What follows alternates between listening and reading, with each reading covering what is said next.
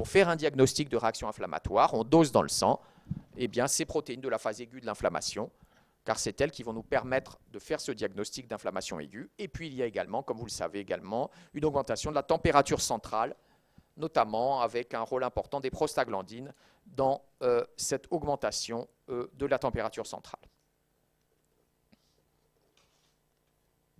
Alors, on va voir aujourd'hui les principales formes anatomocliniques, c'est relativement important, de l'inflammation aiguë.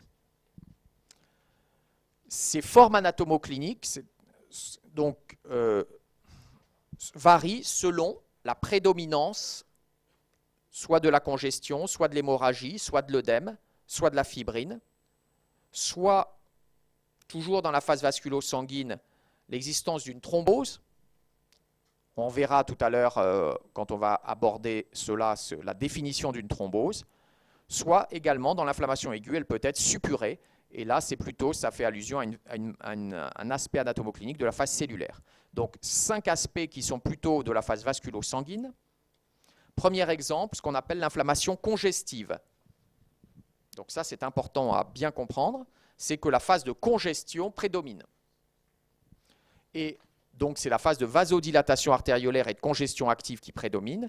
Et les deux exemples clés, c'est bien sûr le coup de soleil, ce qu'on appelle l'érythème solaire. Comme vous le savez, si c'est un coup de soleil qui n'est pas trop sévère, vous allez avoir simplement une rougeur, vasodilatation, et puis ça va disparaître.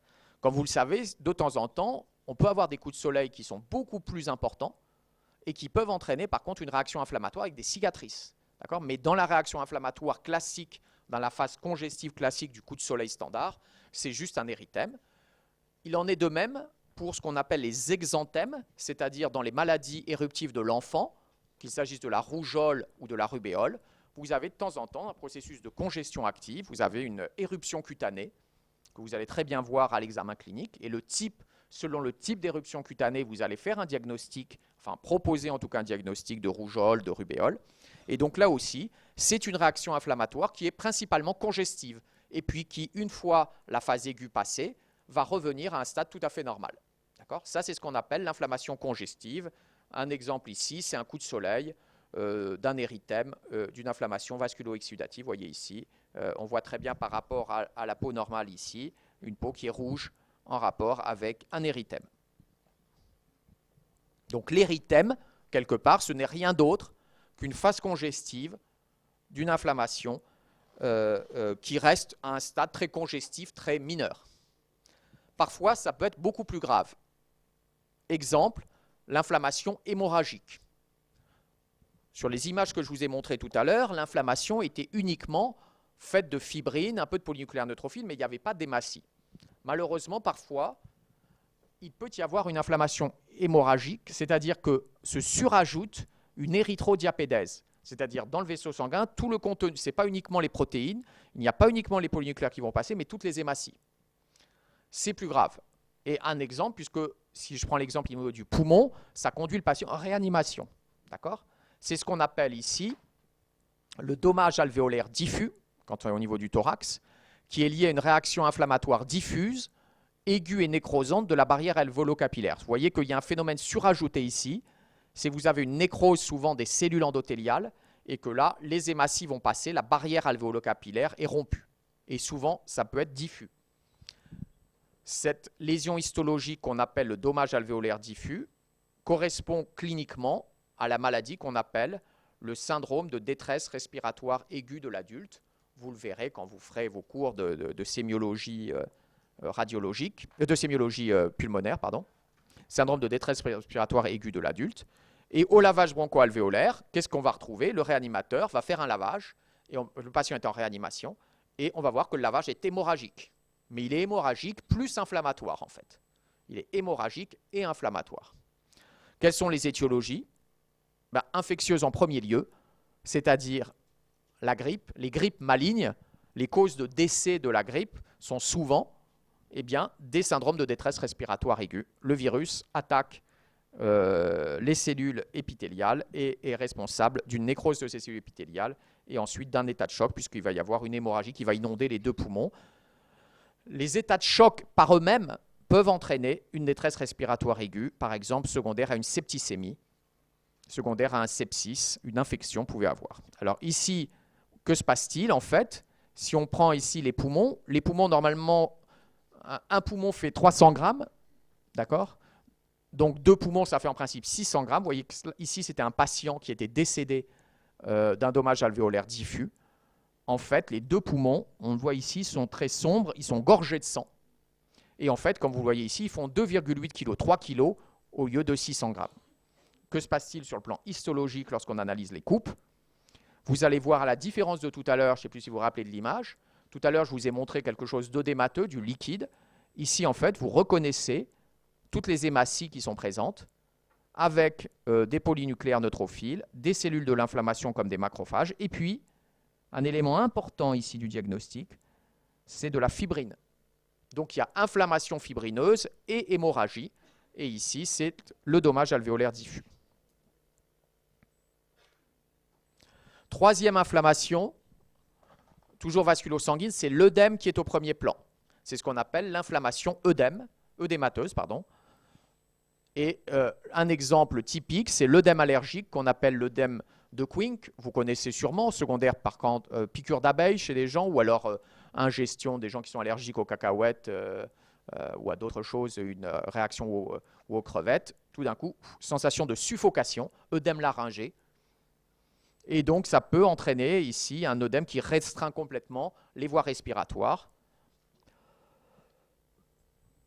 Et vous voyez que ici, c'est une inflammation laryngée. Vous voyez ici tout cet œdème.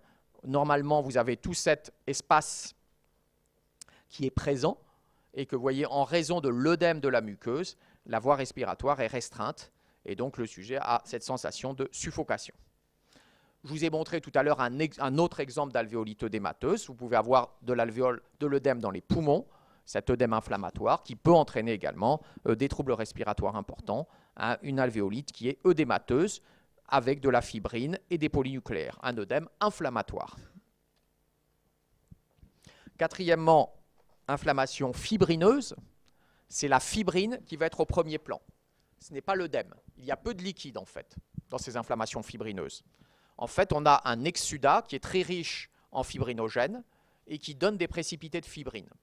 L'exemple clé que vous verrez en sémiologie clinique, c'est ce qu'on appelle la péricardite fibrineuse ou parfois sérofibrineuse. Séro voulant dire qu'il y a un petit peu de liquide, mais ce n'est pas le liquide qui est au premier plan, c'est la fibrine. C'est cette fibrine qui est responsable du frottement péricardique à l'auscultation parce que les 2 feuillets du péricarde, viscéral et pariétal, en raison de la fibrine, vont frotter l'un contre l'autre et à l'auscultation, vous entendrez ce bruit, ce frottement péricardique. Et il y a souvent un petit peu de liquide, donc, parce que ce n'est pas pur fibrineux, parfois c'est œdémateux et fibrineux, mais c'est la fibrine qui est au premier plan. Vous voyez ici un exemple, enfin une démonstration ici d'une péricardite fibrineuse. Vous reconnaissez ici le cœur avec le péricarde viscéral. Ici, on a fait une ouverture sur le péricarde pariétal.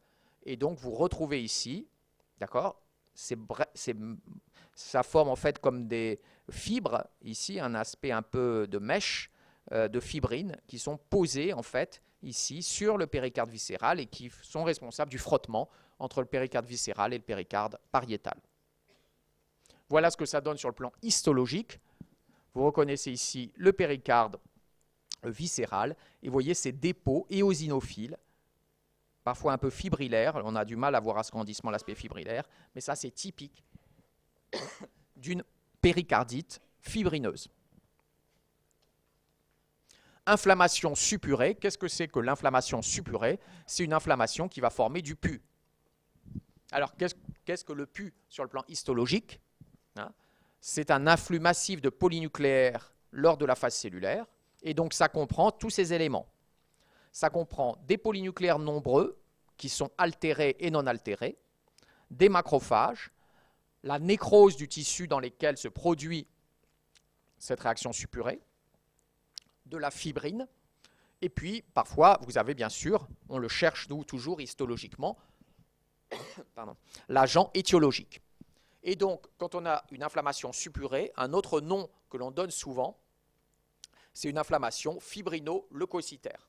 Alvéolite, fibrino-leucocytaire, ulcération, enduit, fibrino-leucocytaire sont des termes quand on va dire fibrinoleucocytaire, ça va être souvent une traduction d'une lésion suppurée. Il y a plusieurs types d'inflammation suppurée. Et ça, c'est ce que vous verrez ultérieurement quand vous regarderez les lames. Cette inflammation suppurée peut avoir lieu au niveau d'un revêtement. Et ça va créer une ulcération, c'est-à-dire que le revêtement aura disparu, il sera remplacé par cet enduit fibrinoleucocytaire. Et c'est la lésion élémentaire de l'appendicite aiguë. D'accord ? L'appendicite aiguë, ce n'est rien d'autre qu'une inflammation suppurée de l'appendice, qu'une ulcération de la muqueuse appendiculaire par un enduit fibrinoleucocytaire. Selon l'intensité de la réaction suppurée, soit dans la lumière appendiculaire, soit dans la paroi jusqu'à la séreuse, eh bien on pourra avoir ou pas une péritonite. D'accord ? Si cette inflammation suppurée atteint la sous-séreuse, vous avez une appendicite avec péritonite.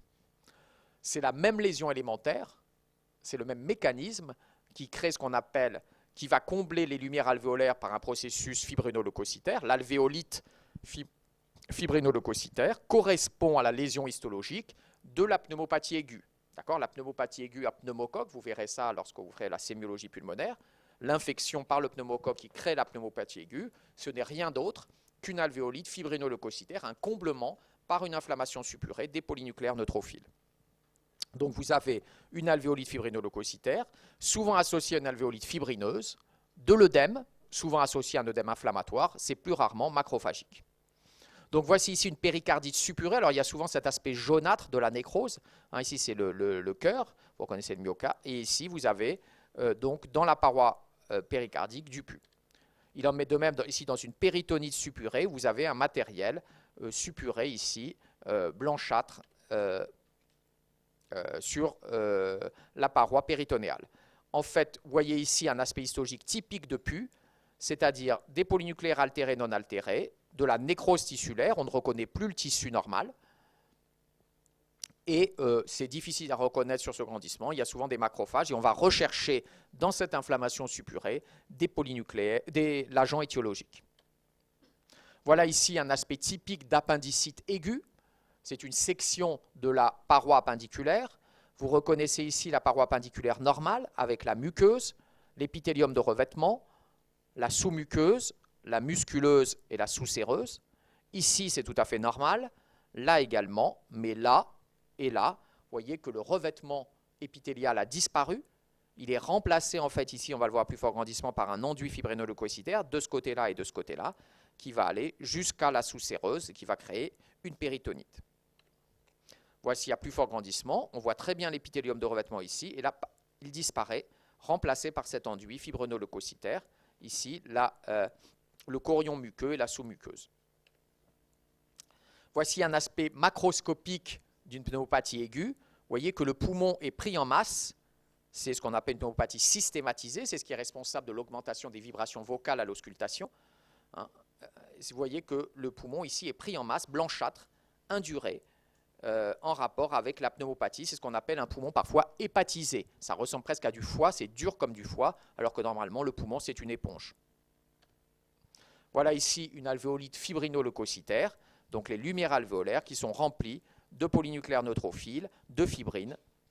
Ici vous voyez un peu de fibrine. Et alvéolite fibrinoleucocytaire, c'est la lésion histologique de la pneumopathie aiguë. Donc ces inflammations suppurées peuvent donner des abcès, des phlegmons ou des empyèmes. C'est ce qu'on a vu tout à l'heure sur l'abcédation. Définition de l'abcès.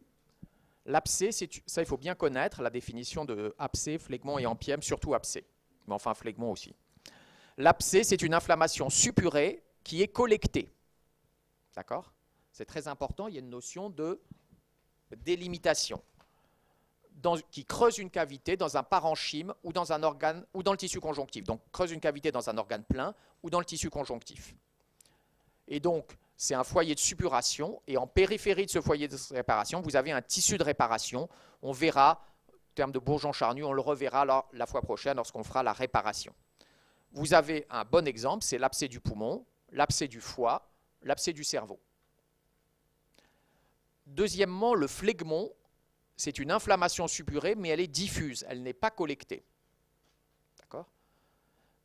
Deux très bons exemples, c'est le phlegmon des gaines tendineuses au niveau des mains, secondaire à un panari. On se fait un panari avec le staphylocoque, on s'infecte la pulpe digitale, et ensuite l'inflammation suppurée peut aller sur toutes les gaines tendineuses et à faire ce qu'on appelle un phlegmon, une inflammation diffuse, qui est difficile à traiter. Deuxième mécanisme, un furoncle staphylococcique qu'on se gratte. Un furoncle, ce n'est rien d'autre qu'une infection aiguë du follicule pilosébacé. Retenez bien qu'un furoncle, c'est une inflammation aiguë du follicule pilosébacé. La personne se gratte le furoncle sur la face et en fait, il va y avoir une inflammation diffuse, c'est une urgence médicale, voire même chirurgicale. Il va y avoir ce qu'on appelle une cellulite faciale, c'est-à-dire que inflammation aiguë suppurée de la face, secondaire à cette manipulation de ce furoncle, cellulite faciale. Enfin, vous avez l'empième, c'est une suppuration collectée dans une cavité qui préexiste. Un bon exemple, c'est les empièmes pleuraux. Les chirurgiens thoraciques, souvent, on retrouve de temps en temps chez les patients qui ont des antécédents infectieux, des collections comme ça d'empièmes dans la plèvre. Donc, pour être familier avec le terme qu'utilisent nos collègues chirurgiens, empièmes pleuraux. Voici ici des images d'abcès du poumon. Vous voyez que ça a creusé une cavité. Ici, le pus est parti après fixation. Mais vous voyez très bien dans un poumon normal, ici c'est un poumon gauche, lobe supérieur, lobe inférieur, des cavités. Enfin, pour terminer sur les inflammations aiguës, les inflammations thrombosantes. Donc les inflammations thrombosantes sont des inflammations qui s'accompagnent de caillots, c'est-à-dire d'obstacles dans les lumières vasculaires sanguines. Il y a deux types d'inflammations thrombosantes. Les inflammations, donc, par exemple, que l'on a dans les septicémies, qui vont donner des thromboses de la valve cardiaque. C'est ce qu'on appelle les endocardites. D'accord ? C'est donc une thrombose, un caillot, mais qui est infecté, c'est-à-dire qu'il y a à la fois du matériel de la coagulation et des agents microbiens. Ou bien les thrombophlébites cérébrales, c'est-à-dire une atteinte veineuse, coup-ci, infectieuse mais veineuse, une thrombose veineuse qui peut se compliquer secondairement d'un abcès cérébral. Enfin, deuxième exemple qui est finalement l'exemple le plus fréquent, c'est chez les patients immunodéprimés, un infarctus pulmonaire, qui est lié à une oblitération par les agents infectieux, et notamment par le filament qu'on appelle le filament mycélien aspergillus, une oblitération de l'artère pulmonaire par l'aspergillus. L'aspergillus qui était dans les voies aériennes, à la suite d'un déficit immunitaire, va passer dans les vaisseaux sanguins, notamment dans les lumières d'artère pulmonaire, ce qu'on appelle une aspergillose invasive, parce qu'elle envahit les vaisseaux sanguins, et donc ça va entraîner une inflammation nécrosante et hémorragique. Et vous avez ici un exemple, l'artère pulmonaire circule ici dans le poumon entre les deux lobes, et vous avez ici une thrombose vasculaire et hémorragique. Donc, exemple d'aspergillose invasive, c'est une inflammation thrombosante responsable d'un infarctus, une nécrose de type ischémique, parce que, en fait, l'aspergillus a bloqué la circulation sanguine, a empêché la circulation artérielle pulmonaire et a créé un infarctus dans le poumon. Donc, on peut avoir des infarctus d'origine pulmonaire, d'origine infectieuse chez les patients immunodéprimés. Voilà pour le cours d'aujourd'hui sur l'inflammation aiguë et les formes anatomocliniques, et on verra la fois prochaine l'inflammation chronique. Voilà, merci.